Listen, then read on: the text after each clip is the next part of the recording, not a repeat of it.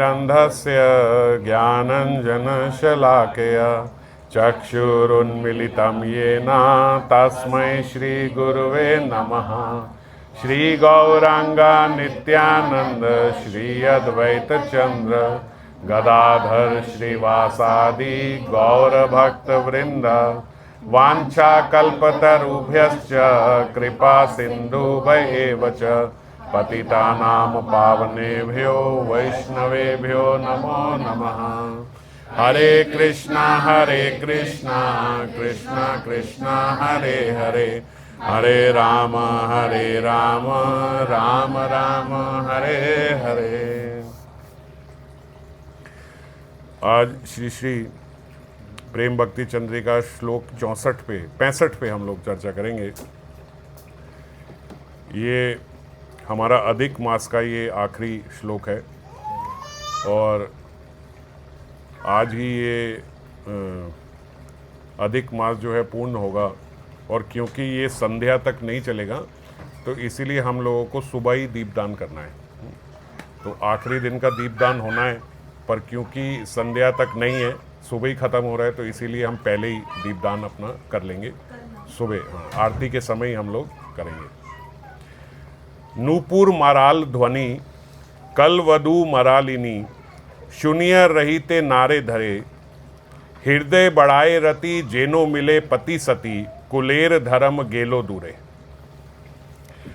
ठाकुर महाशय कह रहे हैं इस त्रिपदी में श्री कृष्ण की नुपुर ध्वनि के माधुर्य के प्रसंग में ब्रज रमणियों के परकीय रस की माधुरी का वर्णन साथ में हो रहा है। ये उन्होंने उनकी नूपुर ध्वनि की बात करी। क्या नूपुर मराल ध्वनि कल वधु मरालिनी शून्या रहीते नारे घरे। वो सुन के अपने घर में रह नहीं पाती ब्रजांगनाएं। क्या सुन के नहीं रह पाती? नूपुर मराल ध्वनि। कल हमने चर्चा करी थी श्री कृष्ण के चरणों में बंधे नूपुरों की ध्वनि जो है वो राजहंस की मधुर वाणी के समान है ना। तो आज यहाँ बोलते जो कुल वधुआं हैं वो कुल वधु कैसी हैं? जैसे राजहंस की वाणी सुनकर हंसिनी रह नहीं पाती, वो अपने आप को रोक नहीं पाती, उसी प्रकार वैसे ही ब्रज की कुल वधुएं शून्य रहीते नारे घरे।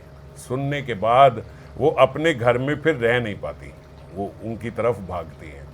कई जगह मैंने ये भी पढ़ा कि जो हंस होता है उसकी ध्वनि सुन के हंसिनी भागती है और हंसिनी को पता होता है कि ये कौन सा हंस ध्वनि कर रहा है, तो उसी हंस की हंसिनी उसकी ओर दौड़ी चली जाती है जो हंस पुकार रहा है। ऐसा नहीं है कि आवाज़ एक ही जैसी है, हंस पुकार रहा है तो सारी हंसनी आएंगी। तो इसीलिए भी कहते हैं उनकी तुलना यहाँ कृष्ण और ब्रजांगनाओं से हुई। ब्रजांगनाओं को पता है कि ये हमारे कृष्ण की मुरली ध्वनि है, इसीलिए वो सुनते हुए वहाँ भागती हैं। हृदय बढ़ाए रति जेनो मिले पति सती कुलेर धर्म गेलो दूरे। उनके हृदय में प्रेम की तीव्रता बढ़ जाती है। हृदय बढ़ाए रति जेनो मिले पति सती। जैसे कोई पतिव्रता स्त्री अपने प्रिय पति से मिलने के लिए उत्सुक होती है, वैसे ही श्री कृष्ण से मिलने के लिए दौड़ पड़ती हैं सारी ब्रजांगनाएं। कुलेर धर्म गेलो दूरे। उस समय उनकी कुल मर्यादा, लोक मर्यादा, परिवार का धर्म, ये सब वो पीछे छूट जाता है। उनको वो छोड़ के चलती हैं। तो बाबा यहाँ बोलते हैं कि इस प्रसंग में ब्रज रमणियों का परकीय भाव जो है उसका भी वर्णन हो जाता है। क्यों? दो बातें हैं। एक तो कहते जेनो मिले पति सती। तो जब ये बात होती है कि जेनो मिले, कैसे भागी? जैसे कोई पत्नीव्रता स्त्री सती जो होगी वो अपने पति से मिलने भागी। इसका मतलब पति पत्नी तो नहीं है ना। जब हम कहें कि ये उससे ऐसे मिलने भागी है जैसे उसकी सती हो, तो इससे ये समझ में आता है कि इसका मतलब उसकी पत्नी तो नहीं है, ये परकीय भाव है। और कुल धर्म विसर्जित कर श्री गोविंद से मिलने के लिए तीव्र अनुराग के साथ दौड़ती हैं, तो इससे भी पता लगता है कि परकीय भाव है। जब हम ये बात बोलते हैं कि कुल धर्म अपना सब छोड़ के भाग रही हैं, तो यानी परकीय भाव है। जैसे पतिव्रताएं हृदय के प्रगाढ़ अनुराग को लेकर अपने पतियों से मिलने जाती हैं, ऐसे ये सब वहाँ उनकी ओर भाग रही हैं। इससे ज्ञात होता है कि ब्रज सुंदरियाँ श्री कृष्ण की परकीय प्रेयसियाँ हैं। जो कृष्ण की हलादनी शक्ति या नित्य प्रेसियां हैं, और कैसी हैं ये? बाबा बोलते हैं तो उन्हीं की नित्य प्रेयसियाँ, श्री कृष्ण की हलादनी शक्ति किशोरी जी, और किशोरी जी का ही सारा विस्तार है जितनी सखियाँ हैं। तो हलादनी शक्ति या नित्य प्रेयसियाँ हैं किनकी? कृष्ण की हैं। और हैं कैसे? बोलते जैसे अग्नि और उसकी दाहिका शक्ति की तरह होता है। शक्ति और शक्तिमान जिस प्रकार होता है ना, तो शक्तिमान की शक्ति उससे विलग नहीं होती, उससे अलग नहीं होती। इसी प्रकार अग्नि और उसकी दाहिका शक्ति की तरह जो ब्रजांगनाएं हैं और श्याम सुंदर हैं, ये अभिन्न है, उन्हीं की शक्ति है। हलादनी शक्ति का ही विस्तार है। योग माया के प्रभाव से परोड़ा अभिमान रखती हैं। परोड़ा अभिमान यानी पर की अभावी, ये परोड़ा अभिमान रखती हैं। ये क्या, किसका अरेंजमेंट है? ये योग माया का अरेंजमेंट है। वे कृष्ण के अतिरिक्त अन्य, वैसे अगर हम देखें तो कृष्ण के अतिरिक्त किसी भी अन्य अन्य पुरुष की ओर वो देखती भी नहीं है। एक केवल कृष्ण की ओर ही उनकी रति है, और अन्य किसी पुरुष की ओर कभी आज तक किसी ब्रजांगनाओं ने देखा भी नहीं।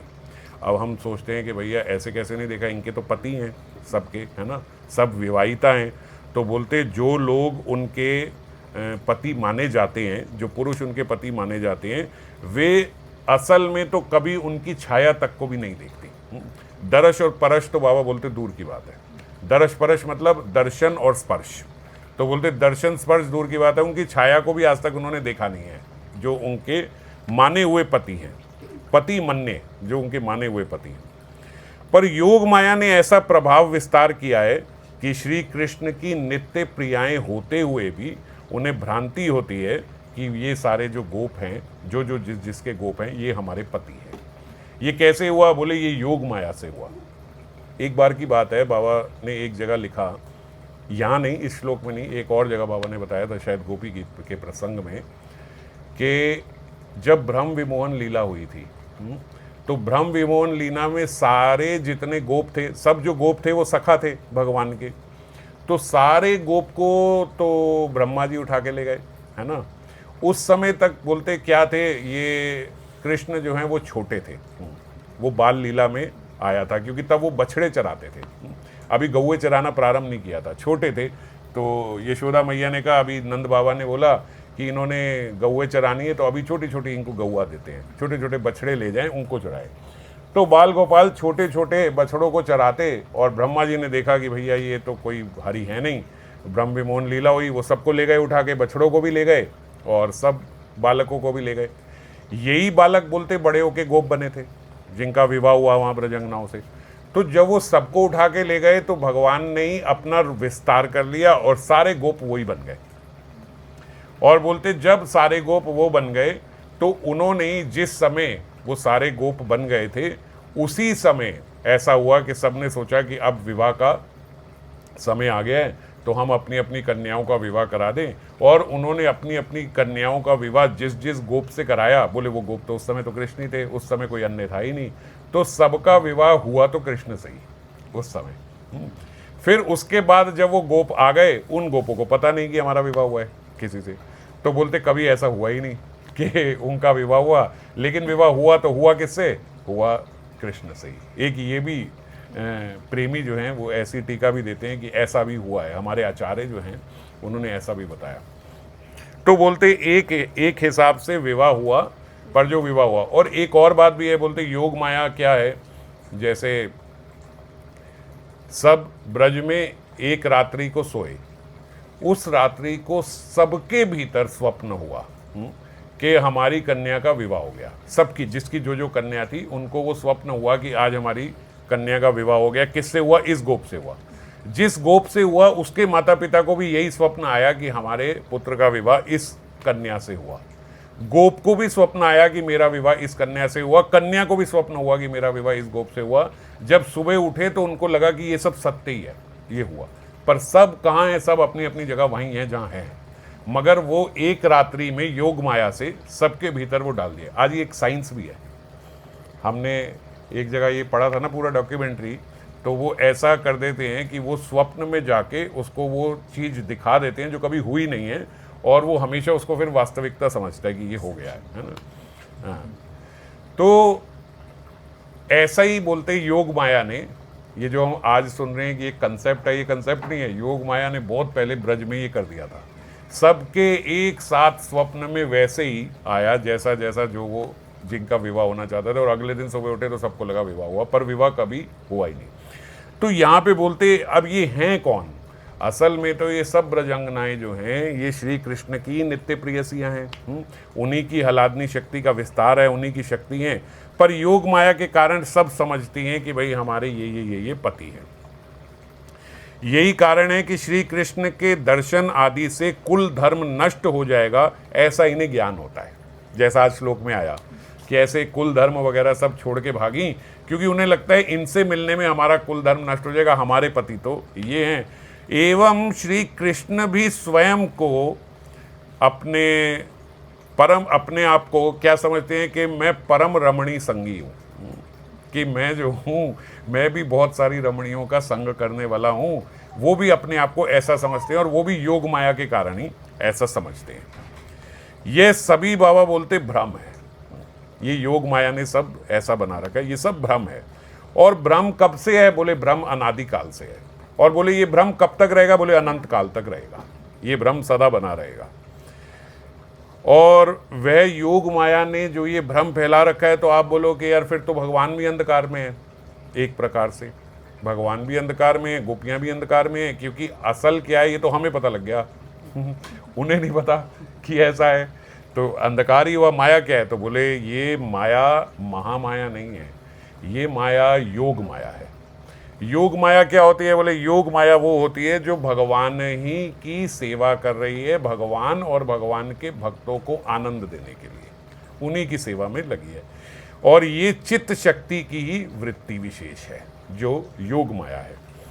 इस भ्रम से देखो, हमने पहले ये एक बार एक श्लोक में अभी प्रेम भक्ति चंद्रिका में पढ़ा था कि भगवान की अंतरंगा शक्ति होती है और बहिरंगा शक्ति होती है, और जीव जो है वो उनकी तटस्थ शक्ति है। तो जो महामाया है वो बहिरंगा शक्ति में आती है, और ये जो योग माया है ये उनकी अंतरंग शक्ति में आती है। तो अंतरंग शक्ति, तटस्थ शक्ति और बहिरंगा शक्ति। तो बहिरंगा में महामाया है और अंतरंग में योग माया है। तो योग माया क्या कर रही है? बोले योग माया तो उन्हीं की सेवा कर रही है, उन्हीं के आनंद के लिए ये क्रीड़ा हो रही है। इस भ्रम के द्वारा श्री कृष्ण एवं व्रज देवियां परस्पर अनुरागमय नित्य नव नवायमान आनंद राशि का आस्वादन किया करते हैं। इसीलिए नित्य नित्य नित्य नव नवायमान आनंद राशि का आस्वादन हो रहा है। चैतन्य चरितामृत में लिखा है, पारकिया भावे अति रसेर उल्लास, ब्रज बिनु इहार अन्यत्र नाही वास। ये पारकिया भाव जो है, इसके रस का उल्लास तो है श्री कृष्ण में भी। ब्रज बिनु इहार अन्यत्र नाही वास। श्री कृष्ण भी अगर यहाँ ब्रज से बाहर चले जाएं तो परकिया भाव नहीं है। द्वारका में चले गए, द्वारका में भी 16,108 हैं, लेकिन रानियां हैं, सबसे विवाह किया है। वहाँ परकिया भाव नहीं है। 16,108 रानियों के साथ स्वकीय भाव है, सबके पति हैं। परकिया रस में आस्वादन वैचित्री की असीमता प्रकट होती है। वैरायटी तो है ही परकिया रस में। श्रीमद् रूप गोस्वामी पाद ने उज्ज्वल नीलमणि ग्रंथ में ये बात स्पष्ट करी कि जिस रति में नायक नायिका के परस्पर के मिलन में बहुत बाधा रहती है, और जिसमें नायक नायिका का काम भाव प्रच्छन्न रहता है, प्रच्छन्न यानी छुपा हुआ रहता है, सबकी दृष्टि से छुपा हुआ है, जो परस्पर दुर्लभतामयी है, इजीली अवेलेबल नहीं है। जैसे हम लोग कहते हैं कि भाई जब कॉलेज में आ गए तो कॉलेज में क्लास छोड़ना तो कोई बड़े आनंद की बात नहीं है। आप कॉलेज में कॉलेज ना जाओ, आप एक लेक्चर अटेंड करो, दूसरा मत अटेंड करो, कोई आपको पूछ नहीं रहा है, कोई इलीगल बात नहीं है। ये मैं गया, मैंने ये वाली क्लास अटेंड करी, ये वाली मैंने नहीं करी। पर ये बात स्कूल में नहीं होती। स्कूल में आप एक बार अटेंडेंस लग गई, आपको 8 पीरियड अटेंड करना ही है, आप इधर उधर छोड़ नहीं सकते। तो स्कूल में जब बच्चे क्लास मिस करते हैं उसको बंक बोला जाता है। कॉलेज में वो क्लास मिस कर दे, लेक्चर छोड़ दे, उसको बंक नहीं बोलते, वो उनकी चॉइस है, मैंने ये वाला करा, मैंने ये वाला नहीं करा। तो जो स्कूल में बंक मारने के समय रोमांच होता है बच्चों के भीतर, वो कॉलेज में लेक्चर छोड़ने में नहीं होता। इसमें क्या है, ये तो अलाउड है, ये तो ऐसे कर ही सकते हैं। लेकिन जो रोमांच हम सब लोगों को अनुभव होगा, हमें हुआ जब हमने क्लास बंक करी, एक क्लास छोड़ के हम गए छुपते छुपाते, बड़ी मुश्किल से, कोई टीचर देख ना ले, घर में पता ना लगे, स्कूल में पता ना लगे, और फिर दूसरी क्लास में पहुंच गए, तो ये रोमांच हुआ।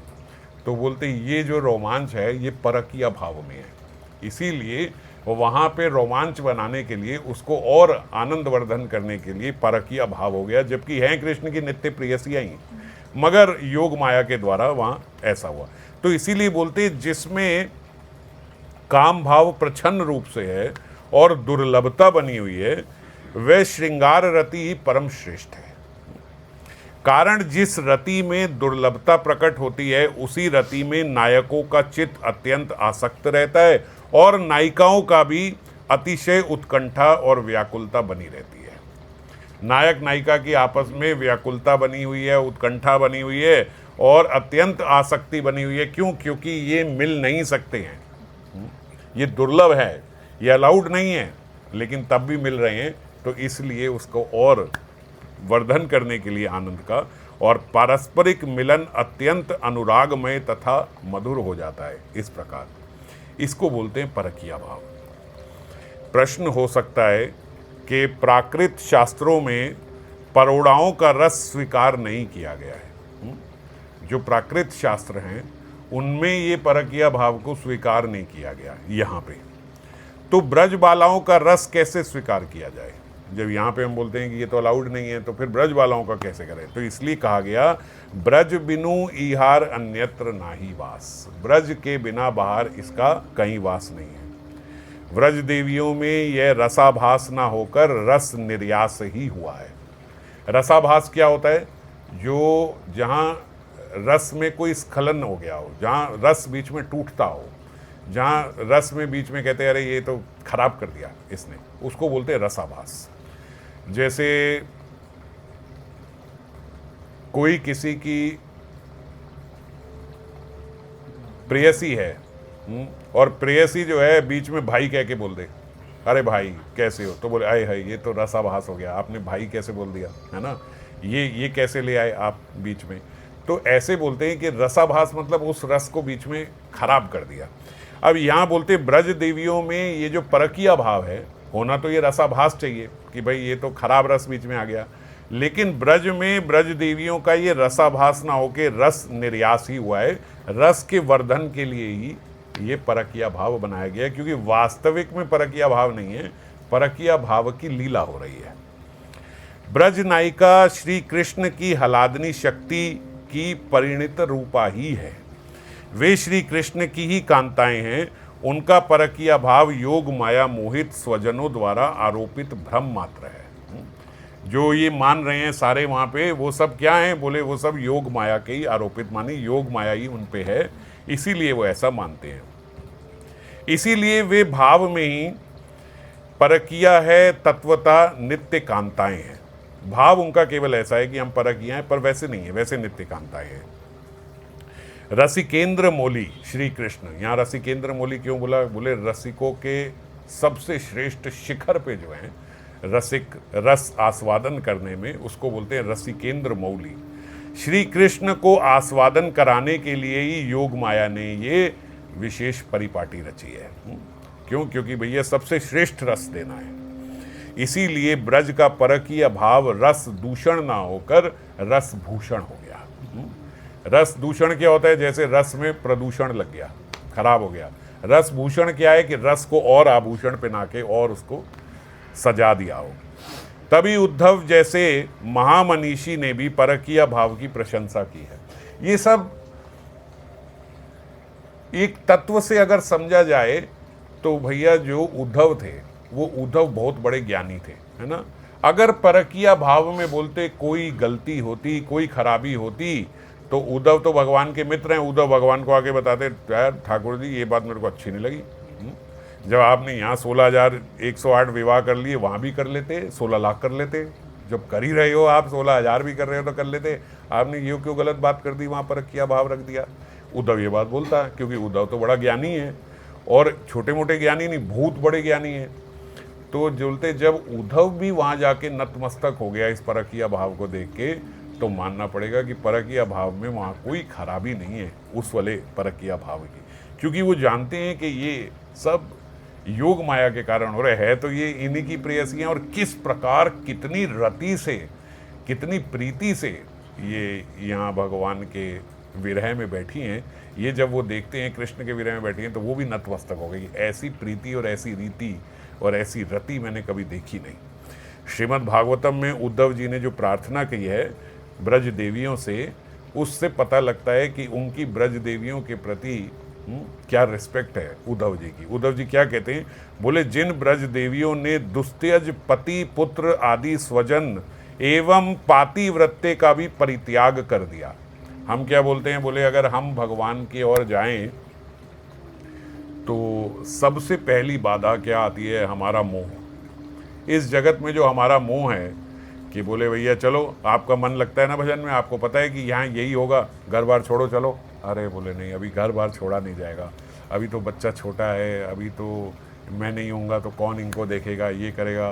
पत्नी सोचती है मैं चली जाऊंगी तो ये सब कैसे करेंगे, ये कैसे फैमिली मैनेज होगी। हम सब अलग अलग अपने मोह में फंसे हुए हैं। तो बोलते ये बहुत बड़ा मोह है परिवार का। और गोपियाँ जो हैं वो तो इसको ऐसे ही छोड़ेंगी कि ये तो कोई बात ही नहीं है, इसका तो उन्हें कभी ध्यान भी नहीं आया। श्री कृष्ण प्रेम भक्ति का इन्होंने जो मार्ग पकड़ा है, उनकी इस बात से कहते, उनकी चरण रेणु सेवा वृंदावन की गुल्म लता औषधियों में से मैं कोई एक बन जाऊं। क्यों बन जाऊं, ताकि क्या बोल रहे हैं उद्धव जी, मैं यहाँ पे जाके एक घास का तिनका बन जाऊं ब्रज में। क्यों बन जाऊं, ताकि मैं इनके चरणों की रज से सदा अभिषिक्त होता रहूं। उनकी चरण रेणु सेवा करने के लक्ष्य से कहते हैं कि मैं वहाँ घास का तिनका बन जाऊं। महाज्ञानी उद्धव जो भगवान के साथ भगवानी ही के रूप, भगवानी ही के वस्त्र, भगवानी की माला पहन के बिल्कुल भगवान जैसे, कृष्ण जैसे ही दिखते हैं, वो क्या कह रहे हैं, मैं घास का तिनका बन जाऊं और सदा उनकी चरण रज से अभिषिक्त होता रहूं। जीव गोस्वामी पाद ने इसकी टीका में लिखा है, जो श्रुतियां हैं वो श्रुतियां परम पुरुषार्थ बोध से जिस प्रेम भक्ति के मार्ग को सदा खोजती रहती हैं, गोपियों ने स्वजन एवं पतिव्रता धर्म त्याग कर उसी पदवी का सहारा लिया है। वो भक्ति गोपियां सहज ही कर रही हैं जो भक्ति श्रुतियां भी करना चाहती हैं। वो सब चाहती हैं ऐसी प्रेम भक्ति हमारी हो जाए कृष्ण के प्रति, और ऐसी प्रेम भक्ति तो गोपियां सहज स्वभाव से ही कर रही हैं। इस श्लोक में पहले उद्धव जी ने ब्रज सुंदरियों की, इससे जो पहले वाला श्लोक है जो भागवतम में हमने लिया, इसमें इससे पहले वो लक्ष्मी विजय वार्ता की घोषणा भी करते हैं। गोपियों के लक्ष्मी विजय की, गोपियां लक्ष्मी जी से भी ऊपर हो गई। लक्ष्मी आदि के लिए स्वजन और वेद मर्यादा उल्लंघन करना संभव है, कारण वे लोग कृष्ण को सर्वलोक, सर्व महावेद और पुरुषार्थ सार मान उसी बुद्धि से उनका भजन कर रही हैं। अब हम देखो, ये एक अलग एस्पेक्ट समझते हैं। हम हमेशा सोचते हैं कि भैया लक्ष्मी जी ने क्यों नहीं कृष्ण को पा पाई, उन्होंने इतनी करी, क्योंकि वो ब्रजांगना जो थी वो उनके अनुगत्य में नहीं आ पाई, है ना। उनके जो अपना वैभव था, उस वैभव के कारण वो किसी के अनुगत्य में नहीं आ पाई, इसीलिए। और यहाँ क्या कहते हैं, बोलते एक और बात ये भी है कि वो कृष्ण को सर्वलोक, सर्व महावेद और परम पुरुषार्थ सार मानकर उस बुद्धि से उनका भजन कर रही हैं। तो ऐश्वर्य इतना भीतर है कि उनको भगवान मान के, आप तो सर्वोपरि हो, सबसे ऊपर हो, ऐसा भगवान मान के, वैभवशाली मान के, समृद्धिवान मान के उनका भजन कर रही हैं। लक्ष्मी जी जो कर रही हैं वो प्रेममयी पिपासा उनके भजन का कारण नहीं है। ऐसा प्रेममयी पिपासा क्या होती है, महाराज यहाँ के पास कुछ ना हो तब भी मुझे यही चाहिए, ये होती है प्रेममयी पिपासा। जैसे पांडवों ने किया, कौरव नहीं कर पाए, दुर्योधन नहीं कर पाया, अर्जुन ने कर दिया। अर्जुन को भगवान ने कहा कि भैया देख लो, एक तरफ मेरी नारायणी सेना है जो कि बहुत सक्षम है और बहुत ह्यूज है, बहुत बड़ी सेना है, और दूसरी तरफ मैं हूँ, और मैं भी कैसा हूँ कि मैं ना कोई अस्त्र उठाऊंगा, ना शस्त्र उठाऊंगा, ना लड़ाई लड़ूंगा, ना कुछ करूंगा, बस मैं तुम्हारे साथ हूँ। क्या करोगे, बोले मैं कुछ भी नहीं करूँगा, तुम मुझे ले लो तो ले लो। एक तरफ बहुत बड़ी सेना और एक तरफ मैं, जहाँ मैं कुछ भी नहीं करूँगा। तो हम होते तो बोलते ठाकुर जी देखो आप तो सदा साथ ही हो, कृष्णम सदा सहाय, आप तो हमारे साथ ही हो, हृदय में लेके घूमते हैं आपको। अभी सेना का काम है, सेना से काम चलाते हैं, बाकी आप तो हृदय में हो ही हमारे, है ना। हम बड़े चतुर हैं, हम ऐसा बोलते हैं। जहाँ कहीं ऐसी बात हो जाती है हम बोलते हैं तो हम हैं ही हैं, ठाकुर जी हमारे साथ ही हैं, कभी कब नहीं हैं। अभी तो आपने कुछ करना ही नहीं है तो आप तो फिर हो ही हृदय में, तो सेना लेते हैं। मगर प्रेममयी भक्ति ये नहीं है। प्रेममयी भक्ति क्या है महाराज, आप कुछ ना करो, आप साथ रहो। साथ होंगे तो सब देख लेंगे, आप साथ होगे तो हम सब देख लेंगे। अर्जुन बोलते मरने में भी मजा आएगा यदि आप साथ होगे, आपकी गोद में सर रख के मर जाऊंगा, वहां में भी आनंद आएगा। तो आप साथ रहो, अब कुछ करो नहीं करो, आप साथ रहो, बस इसको बोलते प्रेममयी भक्ति। और ऐश्वर्यमयी भक्ति क्या होती है कि हम पहले उसके गुणों का अनुसंधान करते हैं। ये बहुत अच्छा है, ये ऐसा है, ये वैसा है, ये है, ये वो है। जैसे आजकल अरेंज मैरिज होती है तो हम देखते हैं भैया इस पोस्ट पे है, इतना धन है, इतना ये है, इतना वैभवशाली है, इतनी प्रॉपर्टी है, इतना ये है, चलो इससे विवाह कर लो। ठीक भी है, ऐसा नहीं है कि मैं उसकी बुराई कर रहा हूँ, ये बात ठीक है। ऐसा भी शास्त्रों में लिखा है कि अपनी कन्या के लिए ऐसा उचित वर देखना चाहिए, क्योंकि वैसे भी इस जगत में प्रेम नहीं है।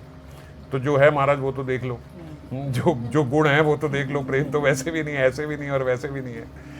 ऐसा नहीं है कि आप किसी कम पढ़े लिखे और कम वैभवशाली और कम समृद्धिवान से शादी कर लोगे तो उससे आपका प्रेम हो जाएगा, क्योंकि ये बात केवल भगवान के लिए ही समझ में आती है। प्रेम वहीं हो सकता है क्योंकि प्रेम करना भी वही जानते हैं।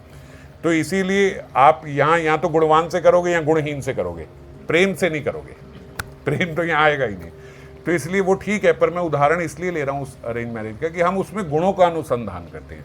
तो यहाँ पे लक्ष्मी जो है गुणों का अनुसंधान करके श्री कृष्ण की आराधना कर रही हैं। जब गुणों का अनुसंधान करके की जाती है तो बोले वो ऐश्वर्यमयी भक्ति होती है ना।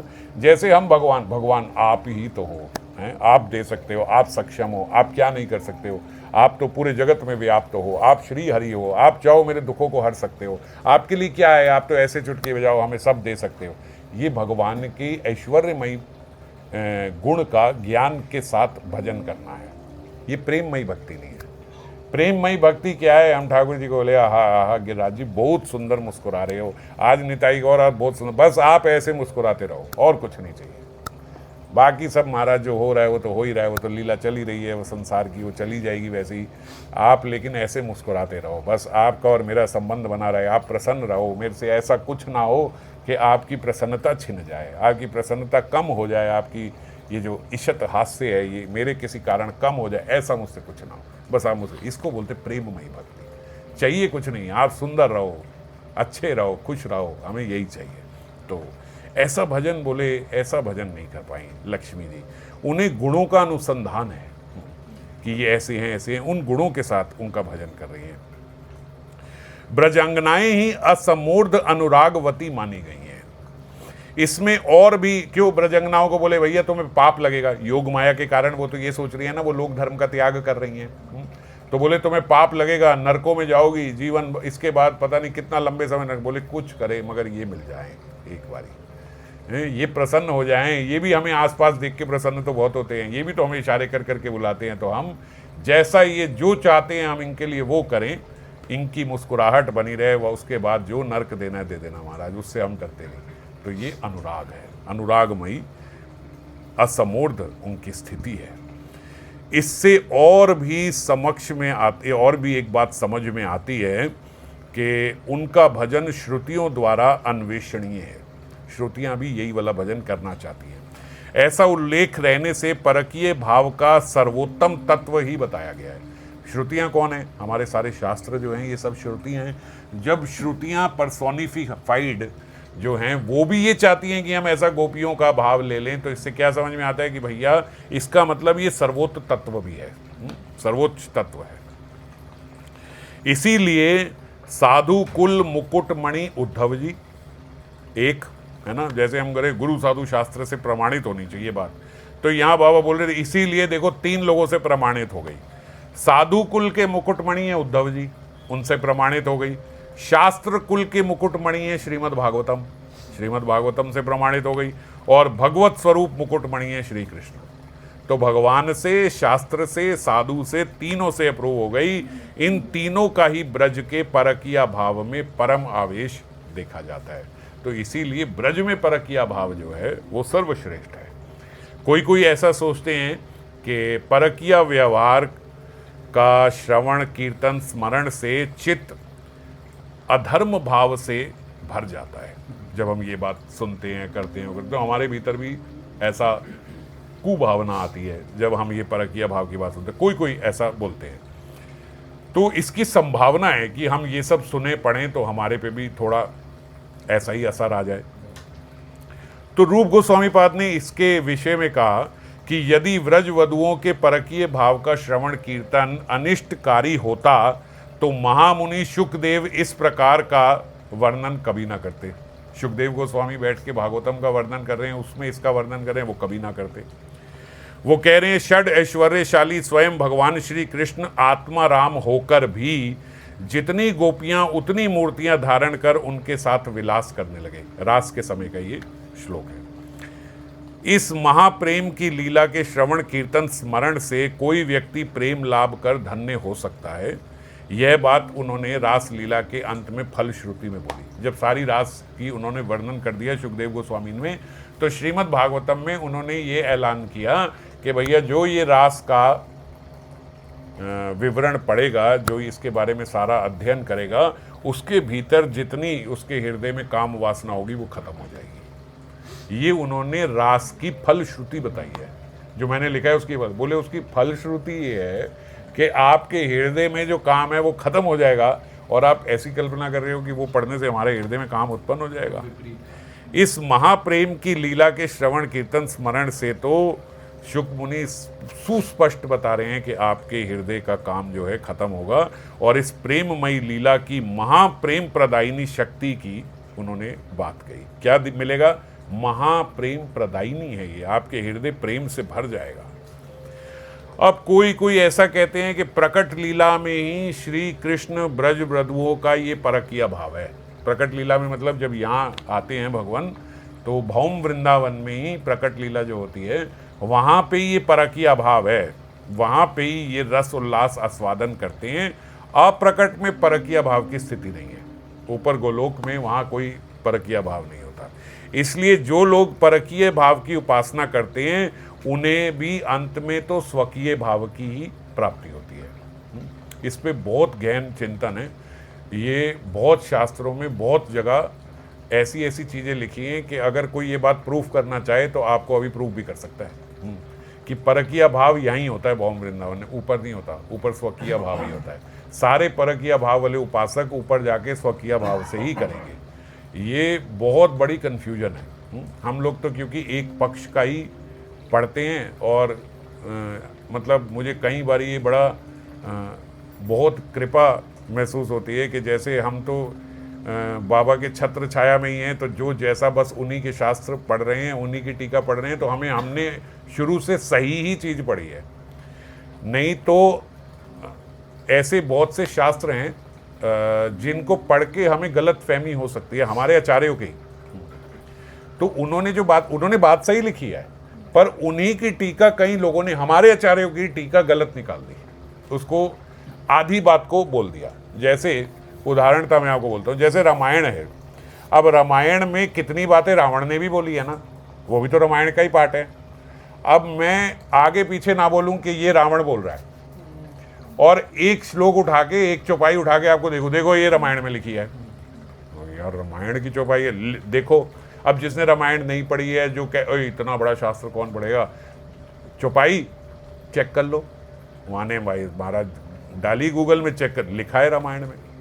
ये तो सुस्पष्ट लिखा है रामायण में। वाल्मीकि रामायण से बहुत उल्टी उल्टी चीज़ें लोग कोट करते हैं। मैं बता नहीं रहा, आपके मन में बेकार में फिर वहम आएगा, फिर वहाँ को साफ करूँगा, पहले डालूँ ही क्यों। तो वाल्मीकि रामायण में भी बहुत सारी ऐसी चौपाइयाँ हैं, ऐसे श्लोक हैं संस्कृत के, और लोग उसको लेके बहुत भ्रांति फैला देते हैं। और ये सारी जो भ्रांति है ये किस लिए है? क्योंकि अधूरा बीच में से एक श्लोक उठाया और उसको कोट कर दिया। तो ऐसे ही बहुत सारे हमारे भी आचार्यों के ऐसे रसिक शास्त्र है कि वहाँ से वो ये भाव बोलते हैं कि परकीय भाव प्रकट में ही है, उधर तो ऊपर तो जाके सब स्वकीय ही हो जाएगा। तो यहाँ बाबा आज उसको भी स्पष्ट कर रहे हैं। ऐसा मंतव्य युक्ति संगत नहीं है जो ये लोग बोलते हैं। कारण जिन्होंने साधक अवस्था में परकीय भाव का श्रेष्ठ रस आस्वादन किया है, उनके ऐसा क्या दुर्भाग्य कि सिद्ध अवस्था में वो अपेक्षाकृत न्यूनतम, यानी इन कंपैरिजन जो कम है, उस रस का आस्वादन करेंगे। बाबा बोल रहे ऐसा क्या दुर्भाग्य आ जाएगा भाई उनका कि यहाँ परकीय भाव का आस्वादन कर रहे हैं और वहाँ अचानक से कम भाव में पहुँच जाएंगे।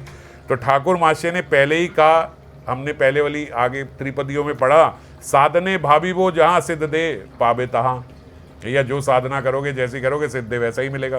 तो ऐसे कैसे हो जाएगा कि परकीय भाव की साधना करी और मिला स्वकीय भाव? ऐसा तो नहीं हो सकता। और उसका ऐसा व्यभिचार भी क्यों होगा? भगवान की प्रत्येक लीला की नित्यता बार बार कही गई है। प्रत्येक लीला, जो भगवान की लीला है वो नित्य है। भगवान की कोई लीला ऐसी नहीं होती कि बस ये यहीं हो रही है, ऐसे ही हो रही है। सारी लीलें नित्य हैं। श्रीमद् भागवतम और विष्णु पुराण आदि में भौम वृंदावन के प्रकट लीला जिस रूप से वर्णित की है, नित्य लीला या अप्रकट लीला भी उसी प्रकार से हमें जाननी होगी। केवल वहां पे क्या नहीं है, बोले असुर विघातन लीला जो है वो अप्रकट में नहीं होती, वहां असुर नहीं आते। ये बोलते हैं ना, इसीलिए यहाँ ज़्यादा स्वादन है कि यहाँ पे असुर भी आते हैं। असुर संहार लीला जो होती है वो असुर संहार लीला वहाँ नहीं है। फिर बृहद वामन पुराण में श्रुतियों ने गोपियों के साथ गोपीनाथ का परकीय भाव का मिलन आदि देखकर श्री कृष्ण से प्रार्थना की है। किन्होंने प्रार्थना की है? श्रुतियों ने।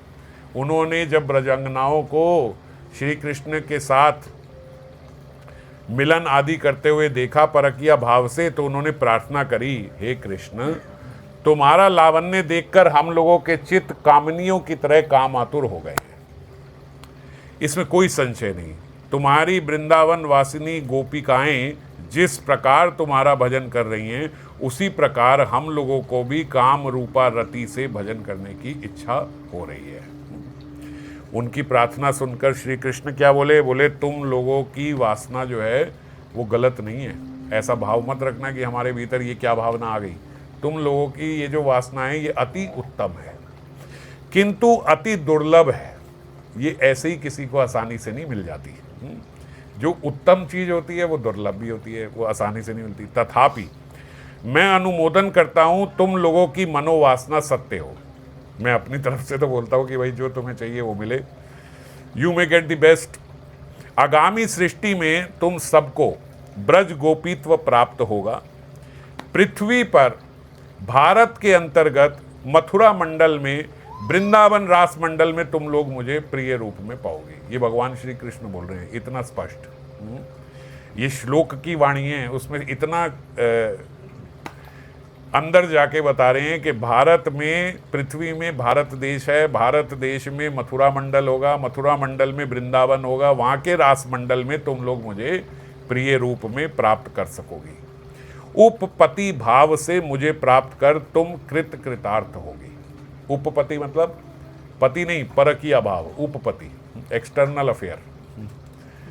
तो कविराज गोस्वामी जो हैं, ये तो मुझे पता है, लेकिन मैं ऐसे बता रहा हूं कि बाहर का जो अफेयर है हमारा, कृष्ण को एक्स्ट्रा नहीं कहते। यहाँ जो भाव है उनका एक्सटर्नल है, भाव में भी हैं तो बहुत अपने। कृष्ण कविराज गोस्वामी ने भी लिखा, अतएव मधुर रस कही तार नाम, स्वकीय परकीय रूपे द्विध संस्थान। अब कविराज गोस्वामी ने क्या लिखा? बोले अतएव मधुर रस कही तार नाम। आपका माधुर्य रस जो है उसमें स्वकीय परकीय रूपे द्विध संस्थान। संस्थान का अर्थ होता है कि सम्यक रूप से दोनों की स्थिति है, स्वकीय की भी है, परकीय भी है। ये बात भी ठीक है, माधुर्य रस में दोनों होते हैं, स्वकीय भाव भी है, परकीय भाव भी है। अब श्रीमद् जीव गोस्वामी पाद ने गोपाल चंपू ग्रंथ में लिखा कि परकीय भाव की लीला का वर्णन कर अंत में श्री राधा माधव के विवाह आदि लीलाओं का भी उल्लेख कर स्वकीय भाव से उसका पर्यवसान कर दिया। जीव गोस्वामी पाद ने गोपाल चंपू में ये भी लिखा कि भाई बाद में इन्हीं का विवाह भी हो गया था। और कई जगह ये बात बोली भी जाती है, भाई जीव गोस्वामी पाद ने ये भी एक उपनिषद से ही बात लेके बताई। क्यों बताई? कि भैया इस जगत में अगर कोई ये बोले कि ये क्या भाव है, तो फिर उनके लिए ये भी है कि एक रूप से, जैसे मैंने बताया कि अभी गोप रूप में भी भगवान आ गए थे, विवाह हुआ तो फिर उनसे ही हो गया। और कई जगह कहते हैं कि ललिता सखी ने फिर गंधर्व रीति से छोटे छोटे राधा कृष्ण को ले गई थी और वहाँ पे उनका विवाह भी पहले ही करा दिया था, तब वो बड़े बड़े हो गए और उनका विवाह करा दिया। ये गोपाल चंपू में भी लिखा है। तो बोलते उनका ये उल्लेख करा तो जीव गोस्वामी पाद के ग्रंथ आरंभ में जीव गोस्वामी पाद ने स्वयं लिखा, चिन्मय ब्रज धाम के अनंत प्रकाश हैं। इन सभी प्रकाशों में दो प्रकार की स्थिति है। एक प्रकार के प्रकाश मानव नेत्रों के आगे अभिव्यक्त होते हैं और दूसरे प्रकार के प्रकाश जो हैं वो कभी मानव नेत्रों के आगे अभिव्यक्त नहीं होते। एक प्रकाश हम देख पाते हैं और एक हम देख नहीं पाते हैं। जिन प्रकाशों को कभी कभी हम देख पाते हैं उनको प्रकट प्रकाश बोलते हैं, और जिनको हम भगवान के जिस प्रकाश को यानी जिस लीला को, उनके जिस वैदग्धी इस लीला वैचित्री को हम नहीं देख पाते हैं उसको हम अप्रकट प्रकाश बोलते हैं। उनमें से अप्रकट प्रकाशमय वैभव विशेष गोलोक की संप्रति मेरे वर्णनीय विषय है। गोपाल चंपू में वो कह रहे हैं, मैं किसका वर्णन कर रहा हूं? मैं अप्रकट प्रकाश का अभी वर्णन कर रहा हूं। तो श्री जीव गोस्वामी पाद ने गोपाल चंपू ग्रंथ में जिस जिस स्थान पर स्वकीय की स्थिति का वर्णन किया, स्वकीय भाव की, वह वृंदावनीय अप्रकट प्रकाश के वैभव विशेष गोलोक की ही लीला है। अब गोलोक की लीला में, अप्रकट लीला में उन्होंने स्वकीय भाव का भी वर्णन किया। फिर गोलोक के सभी प्रकाशों में स्वकीय भाव की ही स्थिति हो, ऐसा नहीं है। उन्होंने ये नहीं कहा कि गोलोक में फिर अब है ही बस स्वकीय भाव, दूसरा भाव ही नहीं है। कारण सनातन गोस्वामी पाद ने वृहद भागवतमृत में गोलोक के लीला वर्णन में परकीय भाव की स्थिति दिखाई है। सेम उन्होंने वहाँ स्वकीय दिखाई तो सनातन गोस्वामी ने वृहद भागवतम में परकीय दिखाया। पर उन्होंने क्या बोला? परव्योम में ऊपर स्थित गोलोक में माता यशोदा मुखरा से एक बार कह रही हैं कि देखो दूसरा कोई भी सौंदर्य में मेरे गोपाल के समान नहीं है। कौन बोल रही है? माता यशोदा मुखरा से। मुखरा कौन है? राधा रानी की नानी। तो श्याम सुंदर की मम्मी राधा रानी की नानी से बात कर रही हैं और कह रही हैं कि देखो हमारे लाला में जितना सौंदर्य है ना, सही बात बताऊं तो उतना सौंदर्य क्या दूसरा व्यक्ति नहीं आपको मिलेगा, ये बात मैं आपको बता दूं। और जो ये आपकी परम सुंदरी राधा है ना, वो है तो सारी कन्याओं में सर्वश्रेष्ठ, गौरांगी गोप कन्याओं में बहुत सर्वश्रेष्ठ है, उनसे ऊपर कोई नहीं है। पर वो भी अगर कहो कृष्ण के तुल्य है, कृष्ण के तुल्य नहीं है। हमारा लाला बहुत सुंदर है, इतना सुंदर कोई नहीं है। इन लोगों का सौंदर्य भार मेरे श्याम सुंदर के चरण नख आग्र के सौंदर्य की आरती करने के भी समर्थ नहीं है। इनका जो सौंदर्य है, ये माँ यशोदा बोल रही हैं अब भैया मुखरा को।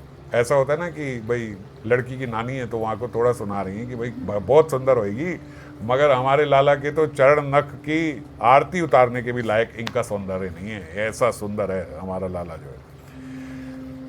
तो श्री राधा आदि गोप कन्याओं के पास निरअतिशय सौंदर्य है, ठीक, किंतु वे लोग मेरे श्याम सुंदर की वधू बनने लायक नहीं है। ऐसा माता यशोदा मुखरा को बता रही है वहाँ पे। तो इसीलिए इनका सौंदर्य भार वहाँ पे इसीलिए कहा कि इसीलिए इनका सौंदर्य भार मात्र ही है, व्यर्थ है, क्योंकि इतना सौंदर्य के बाद भी वो कृष्ण को तो पा नहीं सकी है। अब ये व्यंग्य है, ये व्यंग्य माता यशोदा क्यों कस रही हैं कि भैया कृष्ण से उनका विवाह हुआ नहीं है किशोरी जी का, तो इसीलिए वो उनको ये बात सुना रही है कि ठीक है बहुत सुंदर होगा, लेकिन हमारा लाला तो इतना सुंदर है कि हमारे लाला के, और ऐसे सौंदर्य का भी क्या फ़ायदा जब हमारा लाला उन्हें प्राप्ति ना हुआ, उनके साथ उनका विवाह ही नहीं हुआ। तो बात ऐसी है ना, अब आप समझ गए ना कि क्यों ये बात उनको वो बोल रही हैं। मानती हैं वो बहुत सुंदर है, मगर अब क्योंकि उनका उनके साथ विवाह नहीं हुआ इसलिए ऐसा बोल रही हैं। तो इस वर्णन में बाबा बोलते हैं चलो ये तो लीला चल रही है, ये तो लीला में ये बात हो रही है, पर अभी तक तो हमने गोपियों का व्यंग्य सुना है, हमने मंजरियों का व्यंग्य सुना है। महाराज थोड़ी पीछे जाएं तो माता यशोदा भी व्यंग्य फिर कर देती हैं उनको कि ठीक है फिर शादी नहीं हुई अगर हमारे लाला से तो लायक भी नहीं है। तो बाबा बोलते लेकिन इस बात से ये तो पता लग गया ना कि भैया वहाँ भी परकीय भाव है, वहाँ भी किशोरी जी की शादी नहीं हुई है श्याम सुंदर से। तो इस बात से ये बात तो समझ में आ गई कि परकीय भाव तो गोलोक में भी है, ऐसा नहीं है कि वहाँ केवल स्वकीय भाव ही है। इस प्रकार यह सिद्ध हो जाता है कि वृंदावन की अप्रकट नित्य लीला में भी परकीय भाव सदा विद्यमान रहता है। अब प्रश्न उठता है कि अगर अप्रकट धाम में भी परकीय भाव होता है, परकीय रस की नित्य स्थिति होती है, तो फिर प्रकट लीला में आकर उसका आस्वादन करने की विशेष इच्छा क्यों प्रकट होती है? क्योंकि कई लोग यही बोलते हैं कि भैया भगवान ऊपर गोलोक से नीचे यहाँ प्रकट लीला में क्यों आते हैं आस्वादन लेने के लिए? बोले क्योंकि यहाँ परकीय भाव है, वहाँ उनके पास परकीय भाव नहीं है, तो वो परकीय भाव का आस्वादन लेने के लिए वो यहाँ पे आते हैं। तो बोलते ऐसा फिर क्यों है? अगर हम कहते हैं कि गोलोक में भी परकीय भाव है तो फिर यहाँ पे आके क्यों आस्वादन करने की पिपासा होती है? तो इसका रहस्य ये है कि गोलोक के उस अप्रकट प्रकाश में जहाँ राधा माधव स्वकीय भाव से विहार करते हैं, वहाँ श्री कृष्ण के हृदय में यह भाव विद्यमान रहता है। जब कभी, जैसे गोपाल चंपू में जीव गोस्वामी ने बताया कि बीच बीच में उनके भीतर स्वकीय भाव भी आ जाता है, लीला में ही ऐसा आ जाता है कि ये मेरी है, ये और किसी की नहीं है, ये मेरी है। तो जब ऐसा भाव आ जाता है तो उनके हृदय में ये भाव विद्यमान रहता है, भगवान के भगवत्ता आ जाती है। तो भगवान ऐसा सोचते हैं ये मेरी सारी नित्य कांताएं हैं, ये मेरी ही हैं, मैं ही इनका पति हूँ, इनका और कोई पति नहीं है। ऐसा भाव बीच बीच में अप्रकट प्रकाश में भगवान के भीतर श्री कृष्ण में आ जाता है। इसी भाव की पृष्ठभूमि से उनके अंतःकरण में प्रकट व्रज लीला के परकीय रस की अद्भुत चमत्कार का अनुभव करने की लालसा उदित होती है। जब ऐसा भाव उनके अंदर आ जाता है ना, तो ऐसा भाव आ जाता है तो तब वो सोचते हैं कि यार नीचे चल के ऐसी लीला करें कि गोपी गर्भ से ही आपका जन्म हो रहा है, एक अलग गोपी से, अलग परिवार से, ऐसे ही ये सब हो रहा है, और वहाँ पे हम ये सब ऐसी लीला करें जिसमें एक क्षण के लिए भी ये ना आए कि ये सब मेरी नित्य कांताएं हैं और मैं ये हूँ। तो बोलते वो उस क्षण की बात है। जैसे हम कहते हैं ना, भगवान की लीला वैचित्री है, बहुत वैचित्री है, तो उस वैचित्री में बीच में ये भाव भी आ गया। जैसे हम अगर इसको समझना चाहें तो यहाँ प्रकट लीला में, गौर लीला में महाप्रभु के भीतर कितनी बार ऐसा प्रकाश हुआ कि मैं भगवान हूँ, है ना? कितनी बार उन्होंने प्रकाशित किया, और बाद में ऐसे हो गया, अरे मैं ऐसे बोल जाता हूँ, मैं हूँ थोड़े भगवान, है ना? वो तो पता नहीं मेरे को ऐसा क्या हो जाता है कि मैं ऐसे सोचता हूँ, है ना? हाँ, तो ऐसे मैं थोड़ी हूँ भगवान हूँ, ऐसे सब बिल्कुल फिर ऐसे हो जाते हैं कि मैं तो हूँ ही नहीं, मैं तो ऐसा कर दिया। ऐसे वृंदावन में कृष्ण के अप्रकट प्रकाश लीला में हो जाता है, प्रकट में नहीं होता, अप्रकट प्रकाश लीला में। प्रकट में वृंदावन में नहीं होता, बाहर तो हो जाता है, लेकिन वहां अप्रकट में वृंदावन में हो जाता है। उसी का गोपाल चंपू में जीव गोस्वामी ने वर्णन किया। उसी थोड़े से वर्णन को निकाल के लोग ये भ्रांति फैला देते हैं, ये देखो वहां स्वकीय भाव ही है, भगवान खुद कह रहे हैं कि इसीलिए मैं परकीय भाव लेने नीचे आया हूँ। पर वो उस क्षण की बात है, ये बाबा बता रहे हैं, वो उस समय की बात है। चैतन्य चरितामृत में कहा गया है, गोलोक ब्रजेर सह नित्य विहार। इसका तात्पर्य यह है कि भगवान का नित्य विहार गोलोक में भी चलता है और ब्रज में भी। गोलोक ब्रजेर सह नित्य विहार, साथ साथ गोलोक में भी और ब्रज में भी नित्य विहार चलता है। गोलोकनाथ भी हैं और गोकुलनाथ भी हैं। गोलोकनाथ, गोकुलनाथ, गोकुल यहाँ पे, इन दोनों दृष्टियों में समन्वय ही इस लीला का पूर्ण प्रकाश होता है। जब साथ साथ चल रही है ना, मतलब वहां भी परकीय भाव चल रहा है, यहाँ पे भी साथ में परकीय भाव चल रहा है, दोनों लीला साथ चलती है। जब भगवान की लीला इस जगत में प्रकट होती है तो गोलोकनाथ के हृदय में परकीय रस के चमत्कार पूर्ण आस्वादन का संकल्प जागृत होता है। ये गोलोकनाथ और गोकुलनाथ कहाँ से लिया मैं आपको बता देता हूँ। ये गोपाल चंपू में ऐसे ही वर्णन है। जब ऊपर की बात करते हैं तो वहाँ पे बार बार जीव गोस्वामी गोलोकनाथ कह के कह देते हैं, जब यहाँ की बात होती है तो गोकुलनाथ कह के कह देते हैं। इसीलिए वही गोपाल चंपू के कारण ही बाबा अपनी टीका में फिर इसीलिए वो बोल रहे, तो कंफ्यूज ना होना इससे कि बात तो एक ही है यार, गोलोकनाथ गोकुलनाथ। वो वहाँ, हाँ, जब हम गोपाल चंपू पढ़ेंगे तो जीव गोस्वामी ने वो दोनों का साथ साथ वर्णन किया ना, ऊपर और नीचे, अप्रकट प्रकाश और प्रकट प्रकाश, प्रकट प्रकाश, अप्रकट प्रकाश। अप्रकट प्रकाश में गोलोकनाथ और प्रकट प्रकाश में गोकुलनाथ, इसलिए यहाँ पे ऐसा बोला जा रहा है। तो जब भगवान की लीला इस जगत में प्रकट होती है तब गोलोकनाथ के हृदय में, इस लीला में प्रकट होती है तो गोलोकनाथ के हृदय में परकीय रस के चमत्कार पूर्ण आस्वादन का संकल्प जागृत होता है। और गोकुलनाथ के रूप में फिर वो, अब यहाँ पे क्या होता है, पूर्वराग, पूर्वराग बोलते वहां नहीं है, पूर्वराग केवल यहीं पे है। और जब पूर्वराग हो जाता है तो फिर उसके उपरांत और मन करता है तो फिर जैसे मान की स्थिति, अभिसार की, मिलन की, आदि की, ये सारी विविध भावों के माध्यम से उस रस का अद्भुत मधुरता का अनुभव करने की आकांक्षा उनके भीतर प्रकट होती है। क्योंकि प्रगट जगत में ही लीला परिकरों के साथ पूर्व राग, विरह, ये विरह के बाद मिलन और रस विकास, ये सब अवस्थाएं अभिव्यक्त होती हैं, जिनसे परकीय प्रेम का अद्वितीय सौंदर्य और चमत्कार पूर्ण रूप से ये प्रकट हो सकता है, परकीय भाव। इसी कारण भगवान के हृदय में यह इच्छा उदित होती है कि मैं ऐसी ऐसी लीलाएं करूं जिनसे नवीन नवीन चमत्कारमयी रस माधुरी का आस्वादन कर सकूं। यही भाव चैतन्य चरितामृत के वचन में से लीला करीबो जाते मोर चमत्कार, मैं ऐसी ऐसी लीला करूं कि और चमत्कारित्व आए, में व्यक्त हुआ है। तो सार यही है कि अप्रकट धाम में परकीय भाव नित्य विद्यमान है, ऐसा नहीं है वहाँ परकीय भाव नहीं है, किंतु प्रकट लीला में वही भाव जब आता है तो उसमें एक अलग विरह, जैसे विरह यहाँ क्यों लिया यार, विरह वहाँ पे भी है, मगर यहाँ पे सुदूर प्रवास का, जैसे माथुर विरह है, ये विरह वहाँ नहीं है ना, वहाँ भगवान ब्रज छोड़ के मथुरा में नहीं चले जाते। तो कुछ विरह, ये वाले विरह तो हैं कि अभी वो आए नहीं तो वहाँ पे किशोरी जी विरह में है, इसको दूसरा विरह, वो वाला विरह नहीं है, वो सुदूर विरह है। तो सुदूर विरह वाला जो है हाँ मथुरवास का, ये वाला विरह वो नहीं, तो वो यहाँ आ जाता है पूर्व राग कि अभी श्याम सुंदर कृष्ण से मिले ही नहीं, फर्स्ट मीटिंग भी नहीं हुई, अब ये वहाँ नहीं है, ये यहाँ आ जाता है। तो इसीलिए ये वाला जो भाव है, इन भावों का आस्वादन करने के लिए और उसको, उस परकीय भाव को और चमत्कारपूर्ण बनाने के लिए, उसका और माधुर्य आस्वादन करने के लिए भगवान यहाँ पे आके भी लीला करते हैं। इसीलिए हम बोलते हैं कि भैया यहाँ का जो प्रकट वृंदावन है वो एक बार को उससे भी ऊंचा है ना। बाबा कई बारी बड़ी अच्छे से ये बात बोलते थे, बाबा बोलते सरलता से समझ लो भैया, ये वाला वृंदावन के वो वाला वृंदावन कौन सा उच्च है, अगर कोई पूछे तो बाबा बोलते तराजू में दोनों रख लो, भारी चीज़ नीचे आ जाएगी, हल्की चीज़ ऊपर चली जाएगी तो वो ऊपर चला गया और ये भारी वाली नीचे आ गई, तो भाई ये वाला जो वृंदावन है ये भारी पड़ गया, इसीलिए ये नीचे रह गया और वो वाला ऊपर चला गया, तो ये तो स्पष्ट है। तो इसीलिए यहाँ और आनंद है। और जीव की भी फिर नरोत्तम दास ठाकुर ने बताया ही है सारी गति कि पहले वो यहीं जाएगा, फिर उसके बाद ऊपर जाएगा, और ऊपर जाने के बाद फिर हर समय नित्य भी रहता है, नित्य नीचे भी रहेगा। भगवान की परिकरों के साथ हर समय ये लीला नीचे भी चलती रहती है, ऊपर भी चलती रहती है।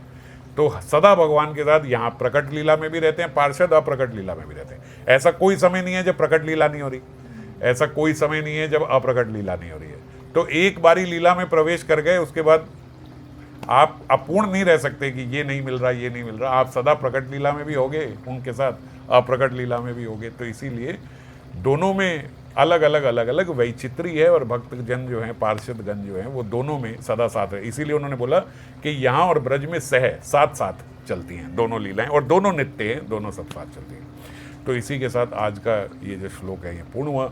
अब फिर आगे यथासंभव जैसे जैसे होगा, थोड़ा आगे 70 तक हम लोग करने का प्रयास करेंगे, जल्दी ऐसे ही बीच में चाहे एक हफ्ते में 5 ले लिया या 2 हफ्ते में ले लिया, करके 70 तक कंप्लीट करके फिर आगे हम लोग गौर लीला में प्रवेश करेंगे। जय श्री राम।